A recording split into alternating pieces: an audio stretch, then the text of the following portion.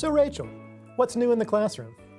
We wrapped up the week with an expert groups activity, and I think my students are really motivated to come back to the new content next week. Expert groups, huh? You know, I've been hearing a lot about student-centered communication lately. It really works. But the classroom has been teacher-centered for the longest time. Why isn't that working anymore? So teacher-centered communication depends on a pattern. Teachers ask a question, students answer the question, and then teachers say whether it's right or wrong. This can become routine and monotonous, and students have short attention spans. Also, no offense, but they'd rather speak with one another than speak with you and me. So if you take the teacher-led model and turn it around, you have students focusing on one another and what they have to say instead.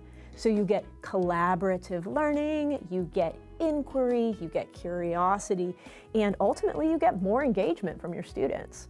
That sounds great, but some students aren't going to be comfortable with that level of communication. Wouldn't they feel safer and more supported in that traditional teacher-centered call and response method? Only if they're not used to student-centered communication, and it's up to teachers to build that in. So some students might actually feel freed up by being able to communicate with one another because they're not waiting to hear whether their answer is right or wrong. This might allow them to think a little more openly and pursue something for a little bit longer. Sure, teachers need to have a structure in place and they create procedures and routines to make that communication safe. But the more that they allow students to speak with one another, the more that they're helping them build their future-ready skills. Future-ready skills, I'm so glad you brought those up. How does student-centered communication help to develop those? So I'd say the first way is by developing creativity. If a student isn't just waiting to hear whether their answer is right and then stopping, they're going to come up with more solutions and more alternatives. This is innovation. That's also better problem solving and better critical thinking.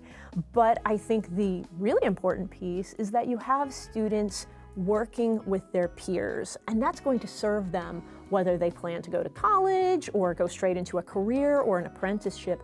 They're going to be working with peers with the same level of skills, and the sooner they can learn to communicate with people on that level, the more successful they're going to be in those future endeavors.